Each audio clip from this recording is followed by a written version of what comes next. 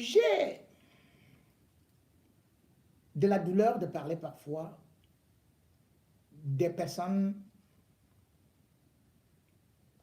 qui, pour moi, ne nécessitent pas beaucoup d'intérêt. Mais en même temps, vous savez que parfois, ce qui vous tue est tout petit, parfois même invisible à l'œil nu, le microbe. Et comme je vous le disais tantôt,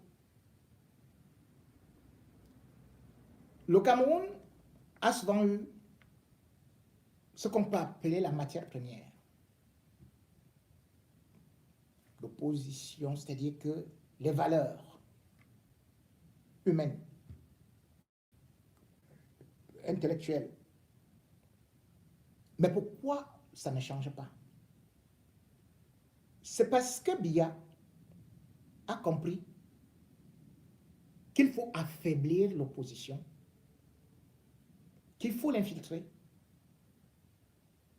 qu'il faut terroriser et qu'il faut surtout contrôler la diaspora.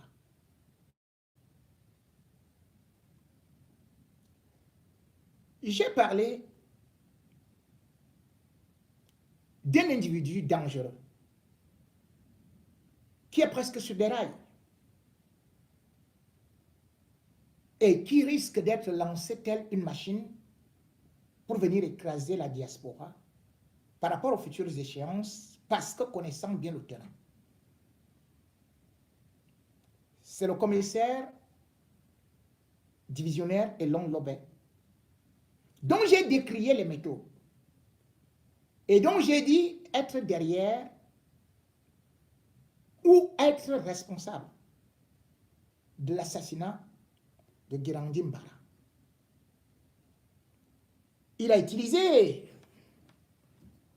bien sûr, les moyens de l'État, comme on a pu aussi le constater même pour Martinez Zogo. Et il a utilisé d'autres partenaires, que ce soit des Portugais, des privés, qui ont été mis à contribution pour enlever Guirandi. Je suis surpris que, au moment où j'ai dit que cet homme est dangereux parce qu'il flirte avec le milieu de la diaspora combattante et qu'il faut s'en méfier. Et au moment où je répète, où je réitère, ou alors je reprends ce qui a été souvent dit, eh bien les gens disent, pourquoi maintenant? Pourquoi il vient parler de ça? Je suis surpris. L'assassinat de Guirandi Mbala ne date pas du XVIIe siècle. Et même si ça date du XVIIe siècle, même si ça date du 1er siècle, ne parle-t-on pas jusqu'à présent de la Première Guerre mondiale, de la Deuxième Guerre mondiale? Ne l'enseigne-t-on pas à l'école? Ne fait-on pas ça chaque année? Chaque jour ici, je viens toujours révéler ou reprendre les thèmes sur l'assassinat de Charles Ateba Yéné, Bibi Ngota, Koum, Angèle Barben, Labem Bassi. Mais ces assassinats-là datent de 1988-95. Et un des nôtres, qui est mort alors qu'il était avec nous dans le combat. Et nous ne voulons pas apprendre des erreurs qui ont conduit à son assassinat en 2014 ou 2013. Nous disons, fermons la bouche sur ça. Mais nous devons parler de Oumouyobe.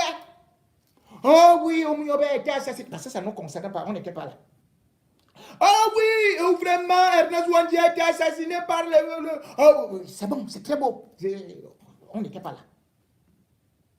Oh oui, Osenda Fana a été assassiné. Oui, c'est magnifique. On n'était pas là. Oh, les Blancs ont fait ceci. Oh, les Français ont fait ceci. Oh, Mathieu, non, on n'était pas là. Après, on sort. On est en train de dire, ah, justice pour tel, justice pour tel. Et pas de justice pour un activiste qui a mangé avec certains, qui a bu avec certains, et dont on se demande encore dans quelles conditions il a été assassiné.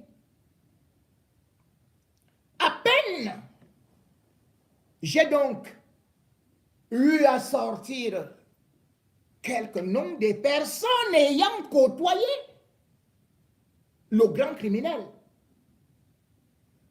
Eh bien, levez de bouclier. Avant de commencer, je vais remercier celles-là qui se sont aussi souciés que je pouvais être tué. Je peux être tué. Que j'ai échappé plusieurs fois à la prison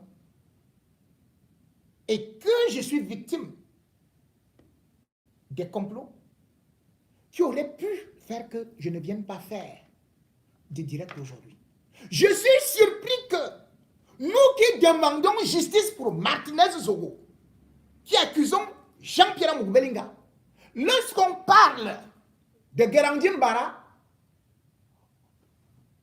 on se tourne plutôt, on ne dit pas justice pour Guérandine Bara, mais on dit non, protégeons les nôtres, qui peut-être ont été avec les assassins, mais cependant, nous sommes très contents quand on prend Bruno Bidjan, qui a été avec Moukbelinga. On est très contents quand on prend peut-être le beau-père d'Amoukbelinga. On est content quand on prend peut-être Kweko qui était au... On est content quand on se dit, oh là là. Mais dès que ça nous touche un peu, parce que nous sommes partis manger, quelque part dans un restaurant, parce que nous avons fait un défilé ensemble, parce que nous nous appelons au téléphone. Non, non, non, non, il ne faut pas toucher à celui-là. Oh, mais tiens, en quoi nous serons différents des supporters de Jean-Pierre Moukbelinga qui viennent chaque jour dire que oh non, Jean-Pierre Moukbelinga est innocent, c'est un complot, c'est ceci, c'est cela, vraiment, nous le connaissons, oui, que Moukbelinga que je connais, il est très généreux, il a un gros cœur comme ça, il donne beaucoup d'argent, je l'ai vu la dernière fois, il a rigolé avec un enfant, il a porté l'enfant comme ça, il a donné 1000 bises, il a fait ceci. Voilà ce que les gens font.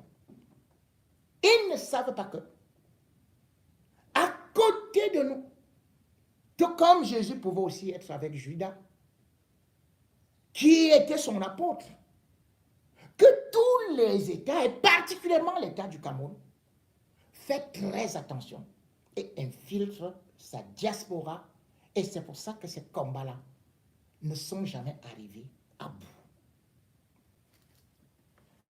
J'ai entendu certaines personnes, telles que Kenta, qui a multiplié les directs, disant qu'il me donnait quelques leçons parce que je ne connaissais pas grand-chose, qu'il me donnait des informations, et se prenant comme le plus grand combattant, et justifiant qu'il n'y avait jamais rien eu, et que ce soit Eli Kadi, Marcel Tchangé, non, ils ont tout simplement ces des gars hyper bons et ceci, et que J.P. Mingono est un super con qui a menti. Lorsqu'il me parlait, d'abord, lorsqu'il m'a appelé, que j'ai rappelé par politesse, il s'est présenté à moi en me décrivant ses faits d'armes. Il m'a dit, si je voulais bien connaître qui il était, il fallait que je demande au pasteur Kennedy, qui est aux États-Unis. Je lui ai dit, et je dis encore, à tous ceux qui me regardent, que voilà quelqu'un qui me demande d'aller me renseigner chez pasteur Kennedy. Et je lui, pourtant, quand pasteur Kennedy était son patron, moi j'étais le patron pasteur Kennedy qu'on appelait dans ma radio, où j'étais directeur, Kenny Dex. C'est moi qui l'ai recruté comme animateur. Oui, ce pasteur-là, il me respectait et continue à me respecter. Ils étaient au SDF. Et tout homme politique passait dans ma radio. Ce que beaucoup de gens oublient. Ils me comparent à Kemta. Kemta a dit ceci. Ah, j'ai pour le on vient dire ceci. Kemta est journaliste. Donc vous prenez un activiste comme Kemta. Vous le mettez sur le même niveau que moi. Je vais vous dire, je ne veux pas être ordurier ou vaniteux. Mais la société est structurée. Là où l'activiste, ses pouvoirs finissent, c'est là où ceux de la police commencent, ou des officiers judiciaires. Là où le pouvoir de l'officier judiciaire finit, c'est là où commence le pouvoir du procureur. Là où le pouvoir du procureur finit, c'est là donc au début le pouvoir du juge. Et quand le pouvoir du juge même est insuffisant, et même les chefs d'État, il y a des crimes que des journalistes dénoncent. C'est-à-dire qu'une police fait l'enquête, le journaliste d'investigation revient, démêle et peut trouver une solution. C'est pour ça qu'on nous appelle le quatrième pouvoir. Je ne sais pas si activiste, c'est le premier pouvoir. Je ne sais pas. Hein? Dans le monde journaliste, c'est quatrième pouvoir. C'est pour ça que, grâce à ce pouvoir-là, nous pouvons ébranler des hommes d'État, des gouvernements. Dès que les journalistes révèlent un scandale, eh bien, la justice ouvre une enquête et cela tombe. Kemta donc qui est devenu super journaliste et il veut défier J.P. Ngono, a voulu me raconter et il raconte à tout le monde comment est-ce qu'il connaît le code, comment il était le meilleur et comment il était ceci et comment il connaît tel. Sauf que un journaliste n'écoute pas un seul son de cloche. Quand il me donne sa version, j'interroge au moins 10 autres sons de cloche et je recoupe donc l'information. Première chose, ce que je voudrais répondre à mon petit frère, Kemta et les autres, c'est que vous avez mis beaucoup de choses. Vous ne respectez pas les anciens parce que vous voulez vous bomber le torse.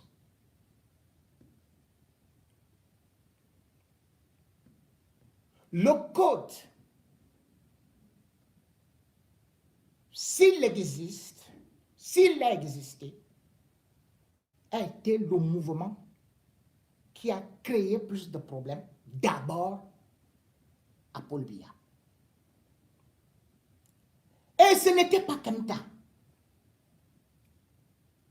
C'est vrai que le code avait déjà les tenus sur comme ça. Mais l'homme qui a commencé à organiser la première manifestation contre Paul Biya, parce que je vais arriver sur Guéran Guimbara. L'homme qui a commencé à manifester, c'était Nietzsche. C'était Nietzsche et c'était le 3 mars 2004.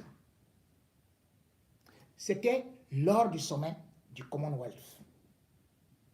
Ce monsieur-là était un activiste. Certes, les gens comme les Wangto avaient déjà manifesté véritablement à l'université de Yaoundé. Mais en Europe, c'est lui qui est le premier. Kemta n'est pas là. Il devient la terreur du régime de Yaoundé. Aujourd'hui, certains font semblant qu'il n'a jamais existé. Certains font semblant quand ils racontent des faits. Pourquoi le code s'est gâté? Ils disent qu'ils racontent des balivernes. Nietzsche est celui-là, je dis bien, qui a cadenassé Paul Biya, l'a encerclé au Claridge, à Londres. Et par la suite, il va aussi manifester en 2005. Nietzsche est le premier à créer des cercueils contre Biya à Londres. Il fabrique ça chez lui. C'est l'activiste qui aura le plus d'idées. Et les Kemta ne vont arriver que à partir de la 3e manifestation, l'écoutant donner des cours. C'est parce qu'on voit qu'il est actif. Je raconte cette histoire parce que les gens veulent toujours se présenter comme étant ceux-là qui connaissent, c'est moi qui étais fort et tout et tout. C'est Nietzsche. C'est Nietzsche. Il ne faut pas que Kemta se gonfle le torse alors que c'est une baudruche. C'est Nietzsche qui va donc tellement faire peur à ce régime qu'il va même organiser des marches ou encore des revendications contre les... Par exemple, vous vous souvenez, le bébé de Vanessa, Tchatchou. Lorsqu'on enlève ce bébé-là, c'est Nietzsche qui organise tout ça. Les autres viennent, ils attendent, ils regardent Nietzsche qui dirige les troupes. Il vient, c'est lui qui parle fort. C'est lui qui faisait la révolution. Et c'est pour ça que comme le code dormait, lorsque maintenant Tennyson arrive à la fin de son contrat, eh bien l'élection devrait être organisée. On veut que Nietzsche vienne avec ses idées faire bouger les choses au niveau de Bruxelles. Il va arriver là-bas et Kemta conviendra avec moi qu'on n'a pas voulu qu'il soit élu, et d'ailleurs lui-même l'a confirmé. Mais au bout du compte, il est élu. C'est lui qui est élu. Nietzsche a recruté pas mal de gens, formé pas mal de gens. Et vous allez convenir avec moi que même ceux qui sont sur des photos, voilà Kemta, voilà Zogo. Je l'appelle aujourd'hui. À l'époque, il est arrivé et c'est Nietzsche qui lui a donné l'opportunité d'être là. Kemta n'était pas là. Tout ce que là vous entendez et machin et tout ça n'était pas là.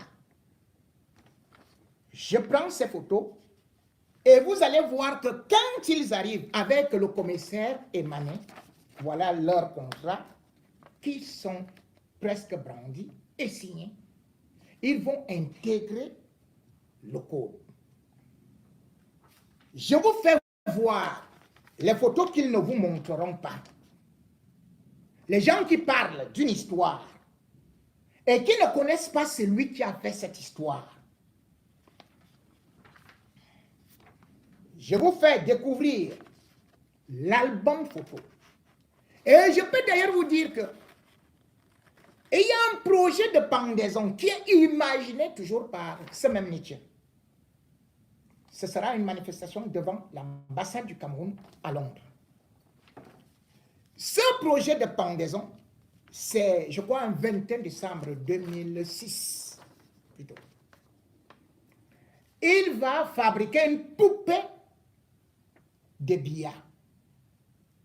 Et il va l'habiller avec, bien évidemment, les autres. Parce qu'il faut quand même que celui-ci dise qu'il cherchait aussi les papiers.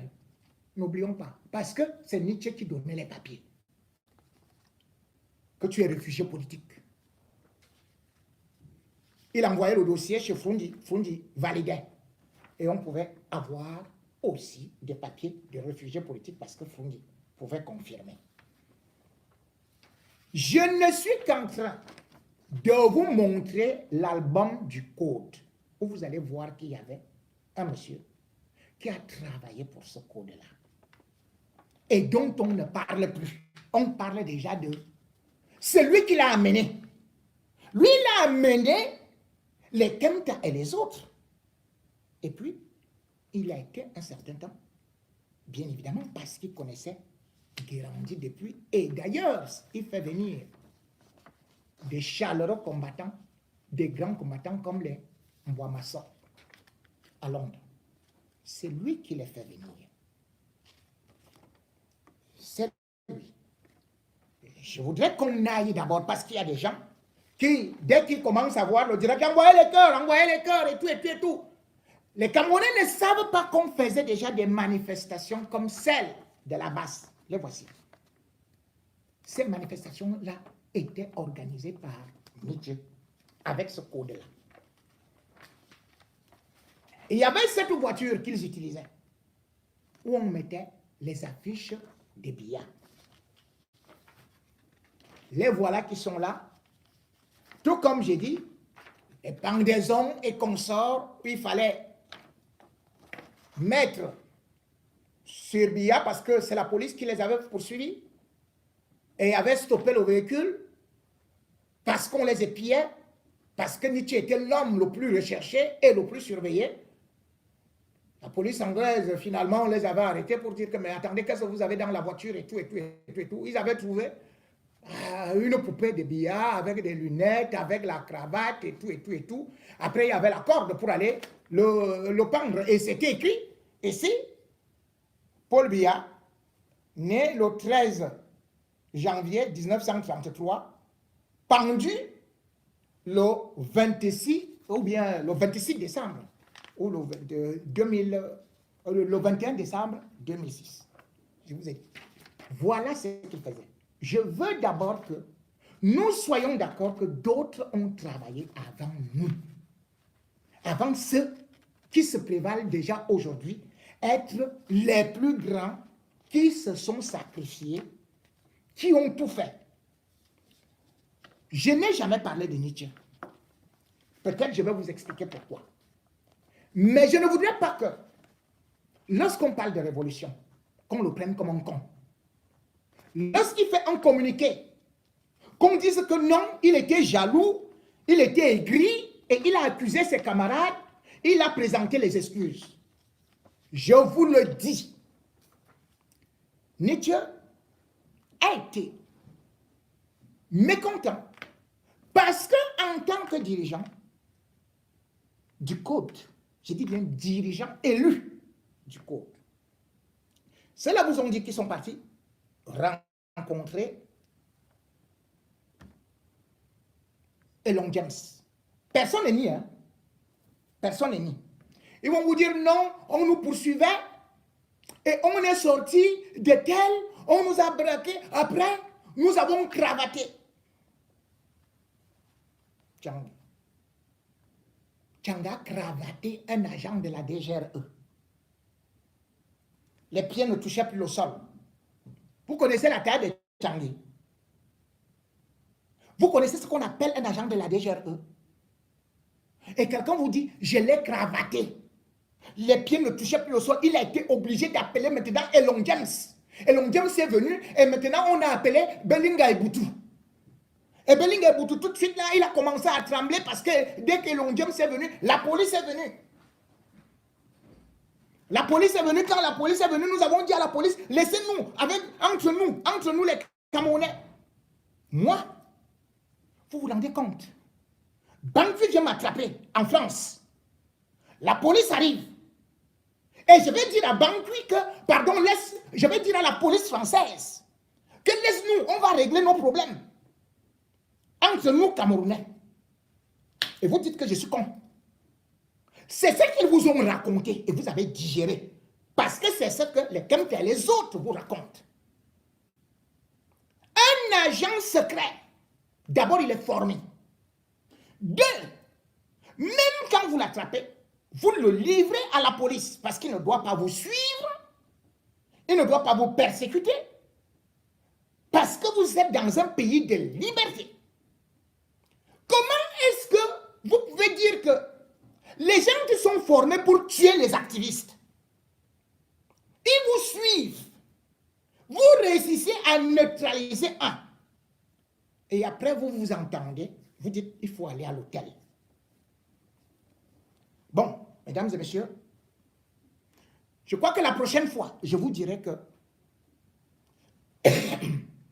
Bankui qui venait me tuer dans un restaurant, j'ai fini par aller à l'hôtel avec lui et nous avons appelé Belingue-Boutou Paul Biya, ou bien Bankui a fait venir un général et c'est cela. Encore qu'il y avait écho. Ce qui est intéressant dans cette histoire, c'est regarder le communiqué. C'est qu'ils ont fait un communiqué. Ce communiqué qui, bien évidemment, dit qu'ils signent ceci pour la paix avec le régime. Ils vous ont expliqué ça. Ce n'est pas moi qui ai dit.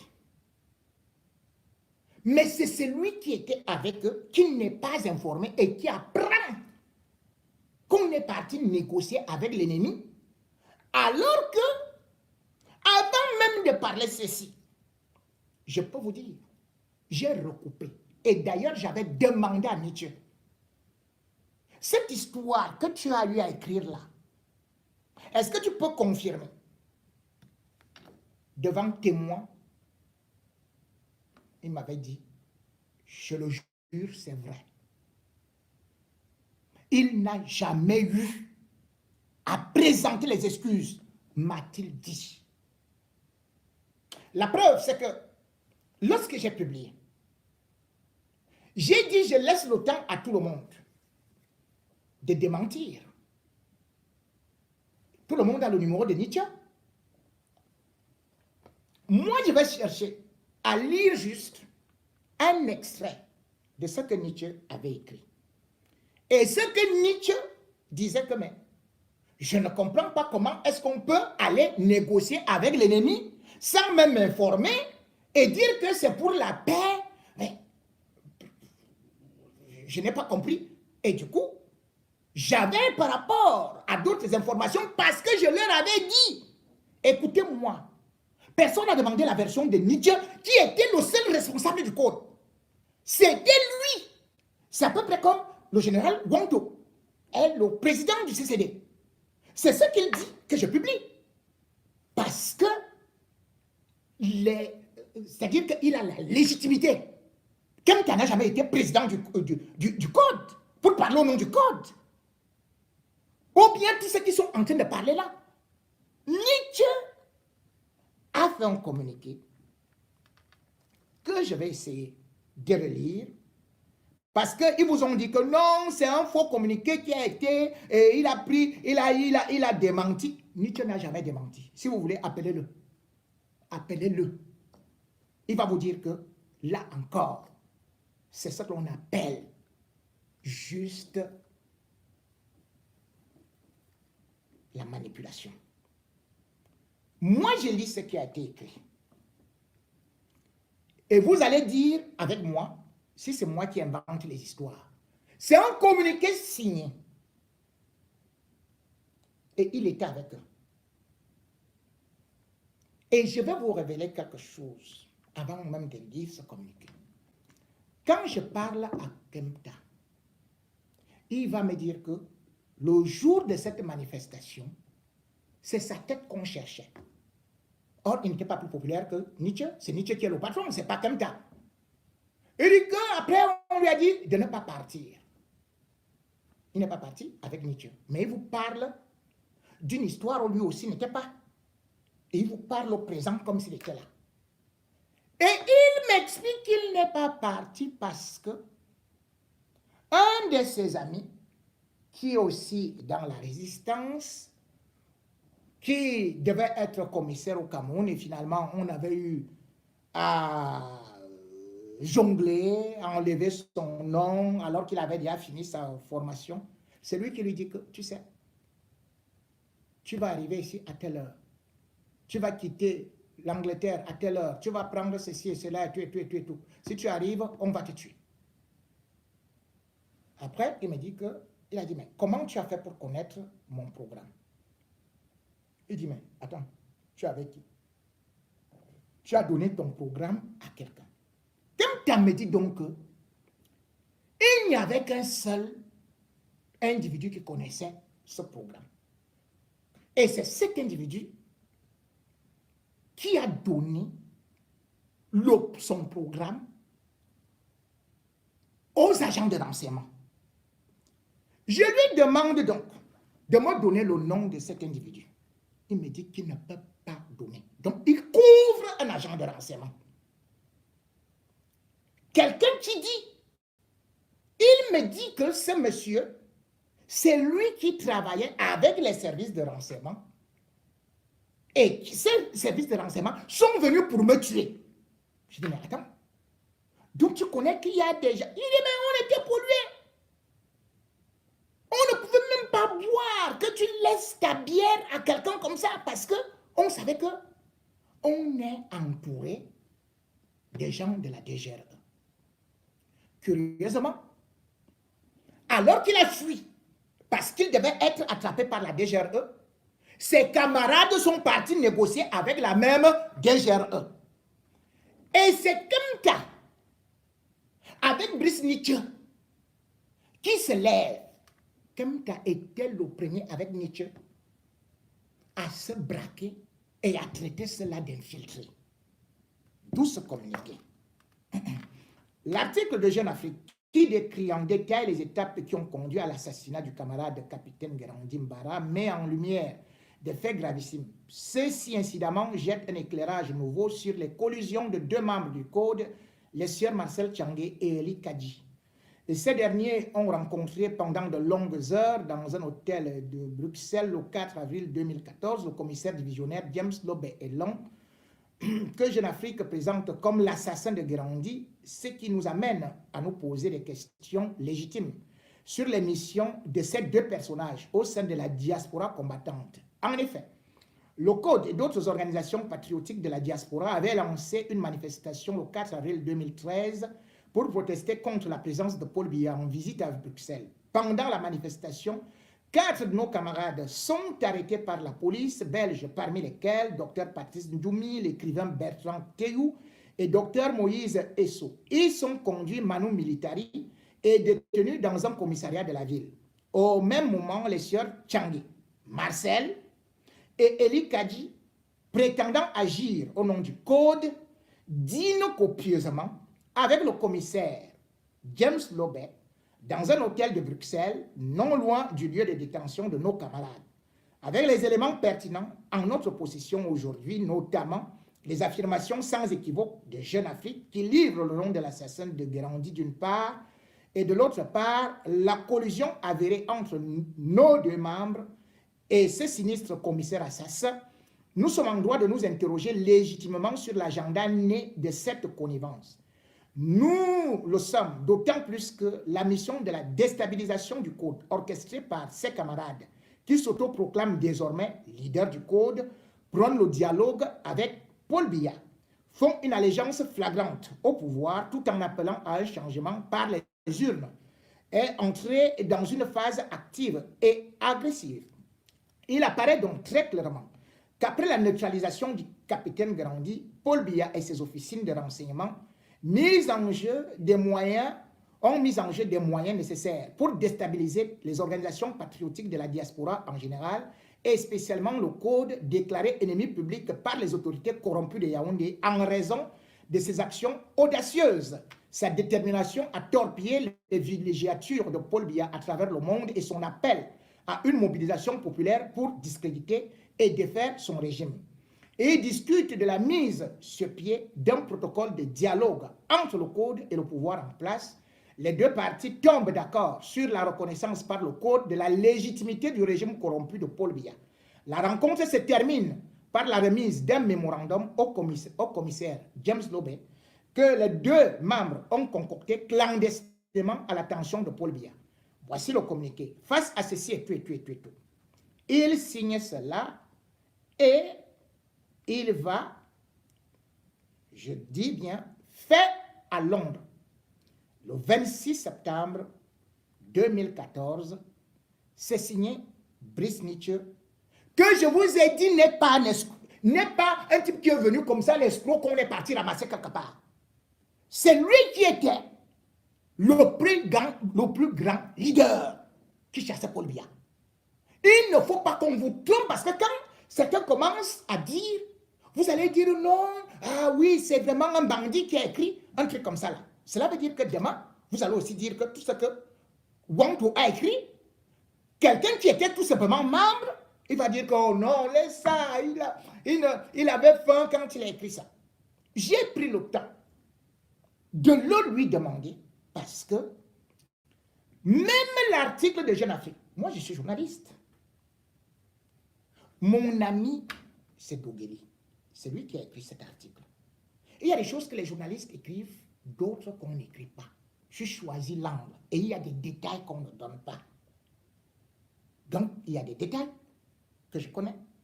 Il y a des détails que les Nietzsche également connaissent, parce que Nietzsche, vous allez me dire que non, il ne le connaissait pas. Il le connaissait bien avant. Et d'ailleurs, une autre information qu'il ne donne pas. Guérandi, certes habitait avec Maître Toukou. Mais Nietzsche est venu à Paris également pour cette opération qui lui a coûté finalement la vie. Il est venu en juin 2012. Il a eu à loger chez un journaliste, Jacques Moifo, qui lui a laissé sa maison pendant 2 mois, où il s'est rencontré avec Guérandi. Ils ont travaillé ensemble jusqu'en juillet. Et bien sûr que lorsqu'on enlève Guérandi, selon ce qu'il me dit, parce que vous n'avez pas écouté les témoignages de tous les autres, comme j'ai dit, j'ai écouté plusieurs sons de cloche, y compris ceux qui travaillent avec eux, qui m'ont dit qu'ils sollicitaient l'anonymat, mais qui ont confirmé tous ces dires. On me dit, va voir tel autre, va voir tel. Ce n'est pas vous qui me guidez vers qui je dois aller. Un journaliste sait qui il doit voir. Il sait où il doit frapper. Il sait où il peut aller. Mais si je décide d'aller au Quai d'Orsay, vous savez que je ne peux pas faire quoi au Quai d'Orsay? Si je décide de fouiller les archives du Cameroun, et que je demande même à quelqu'un de la DGRE, c'est un activiste qui va me dire que non, il ne faut pas demander à la DGRE parce que moi j'étais là, alors que ce sont les gens de la DGRE qui ont fait le mouvement. Si quelqu'un de la DGRE dit que cette opération s'est passée comme ceci, comme cela, comme ceci, comme cela, si quelqu'un de la DGRE me dit que le code avait bien des gens qui travaillaient pour la DGRE, et d'ailleurs il y a des noms que je ne voudrais pas jeter en pâture tout de suite. Mais cependant, je dis, c'est parce que ces articles étaient déjà écrits. Et je ne m'arrête pas là. Je ne m'arrête pas à ce qu'on peut dire les témoignages d'un individu. Certains veulent négliger des grands journalistes que nous avons eus. L'un des grands journalistes du Cameroun s'appelle Pius Ndiaye. Il a été arrêté plusieurs fois. Même si vous faites une thèse de doctorat et que, même si vous faites n'importe quoi et que vous citez Pius Ndiaye, on sait que c'est un homme crédible, c'est un journaliste crédible. Après Pius Ndiaye, il y a eu quelqu'un d'autre, N'Diana Seme. Les gens ne connaissent pas qui est N'Diana Seme. N'Diana Seme est l'un des journalistes ayant le plus dérangé le régime Biya. Et il a fait une enquête dessus.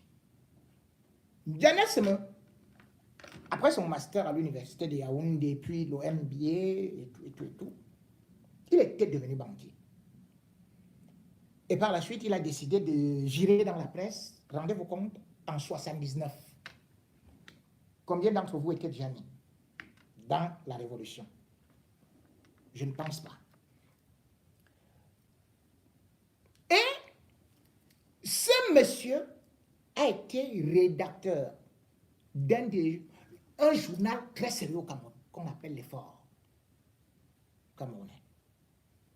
Il a été dans l'Indépendant, bref, il a été jusqu'à créer d'ailleurs, il a été directeur de publication. Et N'Djamena Semen, quand il écrivait, le soir, on ne trouvait plus le journal dans les kiosques. Parce qu'il avait le réseau et parce qu'il faisait des enquêtes poignantes. Ce n'était pas un rigolo. Et aussi, c'est celui-là qui a combattu de pied ferme le régime Biya, de telle sorte qu'il avait même déjà été arrêté par les éléments de la DGRE en 88 à Bafoussam.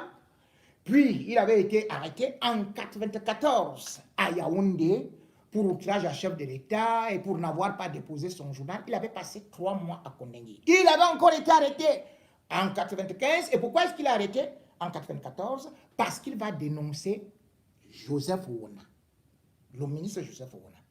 Quand vous entendez un Bamileke a étudié, jamais. C'est N'Djamena Semen qui fait ce titre-là dans son journal parce que c'est ce que Ouona lui avait dit.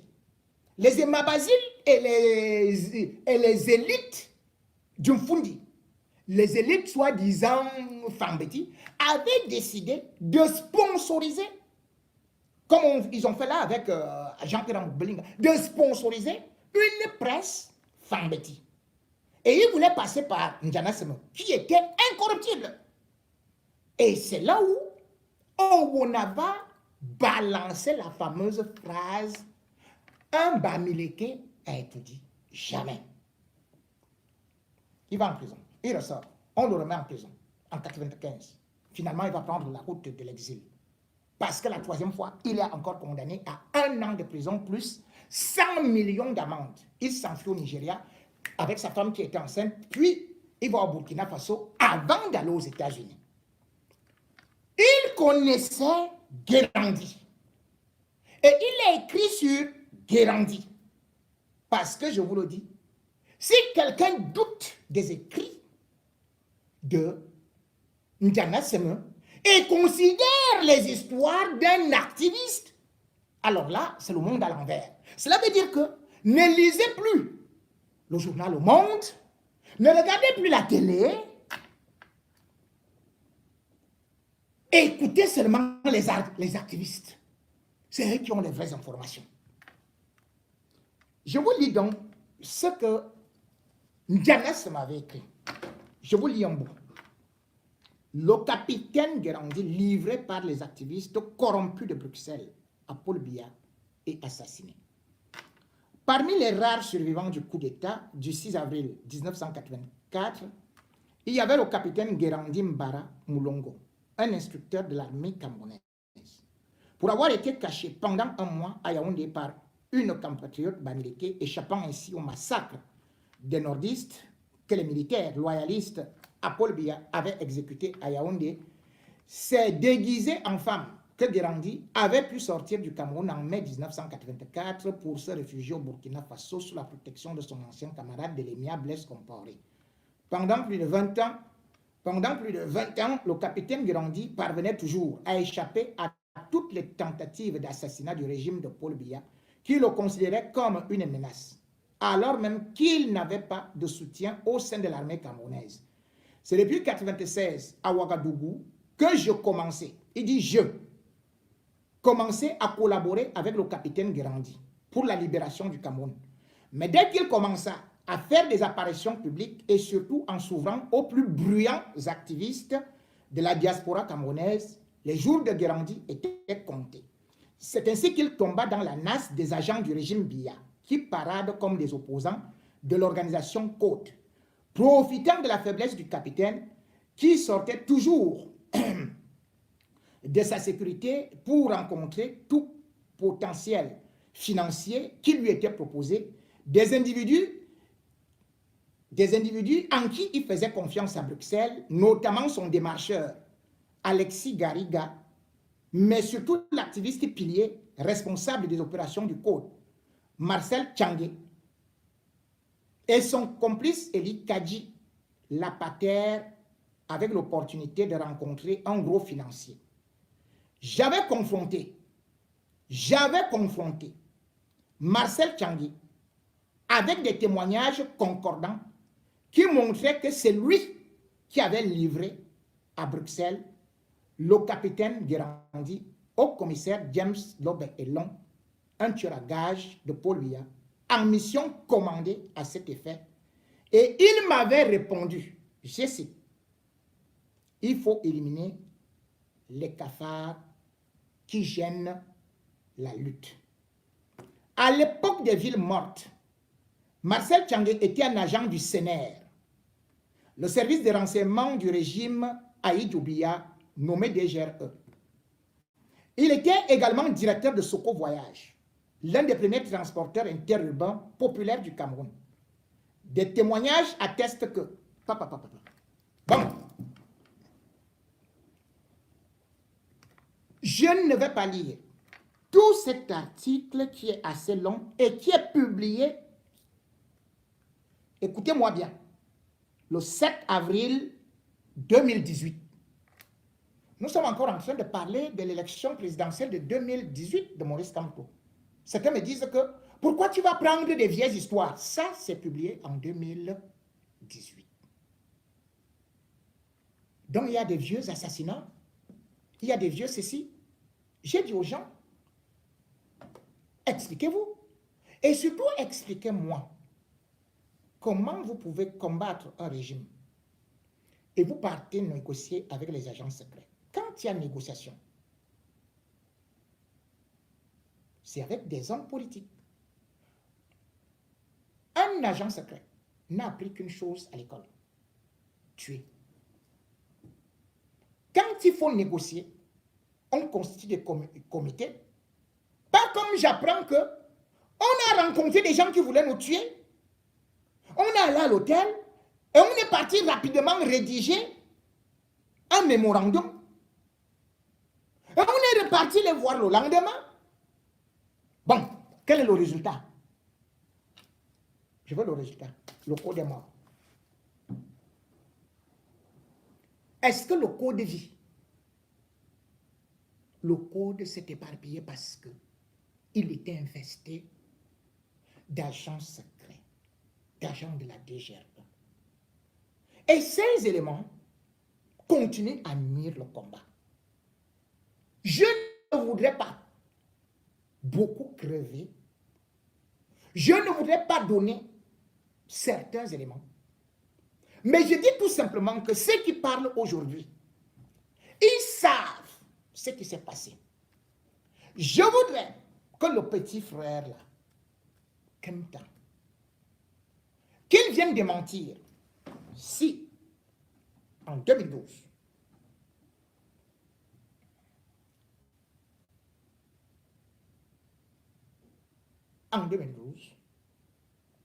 Marcel Tchangé, dont le meilleur ami est Eli Kadji, il ne faut jamais oublier ça, avait appelé Kemta et Brice Nietzsche pour leur proposer quelque chose. D'aller à Bruxelles. Quelle était sa proposition? Il leur avait dit que son frère, qui est au tribunal militaire, a demandé d'abandonner le combat et d'aller au Cameroun parce qu'il ne sait pas là où lui il sera enterré. Qu'il est bien fatigué. Je voudrais qu'il vienne démentir cela.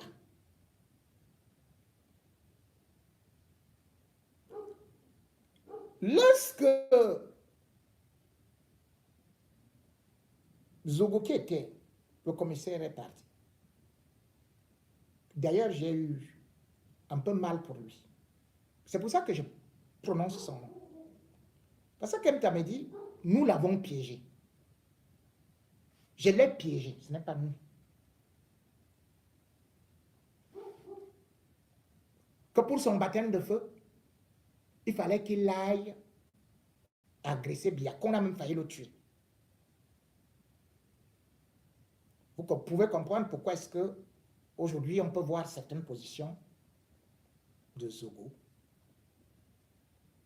qui, selon d'autres informations que j'avais reçues, Tchangé, Eli Kadi, qui bien sûr était en guerre, avec certainement déjà aussi Nietzsche, Brice Nietzsche, était venu ici à Paris pour aller voir Zogo.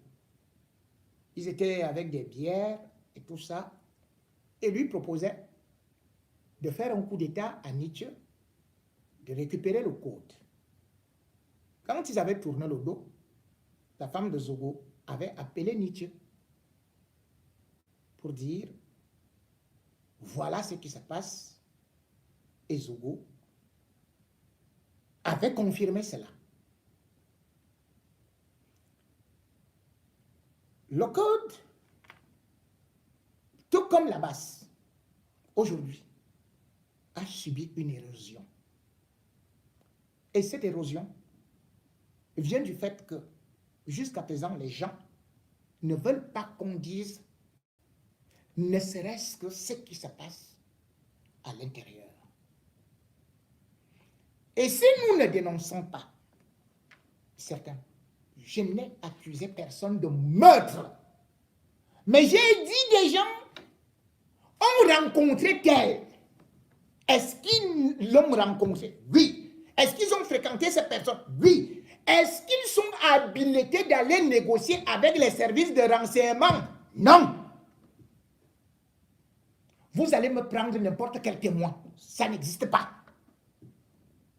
Si vous entendez que les États-Unis veulent négocier avec ceci et cela, mais attendez, c'est le pouvoir politique d'abord.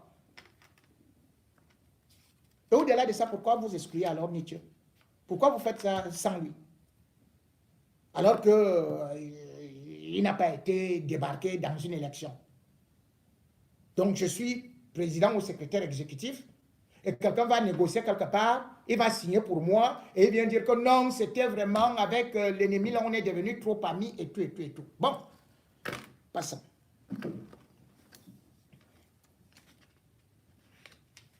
Au-delà de ça, pourquoi j'ai raconté aussi cela? Parce qu'aujourd'hui, nous vivons des mêmes situations. Et pour l'élection de 2025, on peut ne pas avoir la mobilisation. Parce que je vais vous dire, à une certaine période, il y a des gens qui portent soit des maillots de Kamto, mais qui travaillent en réalité pour les services secrets camerounais. Ce sont ces gens qui ont inventé toute forme d'histoire. Et d'ailleurs, mon petit frère Bertie, j'ai accepté ton pardon, mais ne mets plus jamais dedans que oui, nous savons les attouchements. En France et en Europe, s'il y a attouchement, c'est la prison. Et ce n'est pas une petite prison. S'il y aurait eu attouchement, non, je ne serais pas là en train de vous parler. Les gens qui travaillent avec la DGRE, la CENIL, c'est eux qui m'ont piégé. Et c'est pour ça que je viens parler. Parce que d'autres seront piégés. Et parce que beaucoup de femmes sont piégées. Et ne parviennent même pas à parler. Au moment où j'ai découvert beaucoup de choses, ils m'ont collé l'étiquette de ce qu'ils étaient. C'est-à-dire que dans la Révolution, ils utilisent des femmes, ils les violent, ils font des dossiers, on arrête soit des gens qui voyagent ici, quand ils arrivent au Cameroun, ils sont immédiatement arrêtés, Et ils ne savent pas qu'ils sont enregistrés.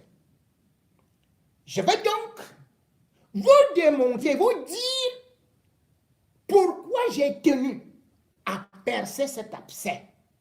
Par rapport à certains qui crient, oh, comme toi, oh, Bachette et tout, que oui, je peux mourir pour lui, alors qu'en réalité, derrière, il travaille pour le régime et vend ses propres camarades, crée des divisions, affaiblit justement l'opposition. On y va.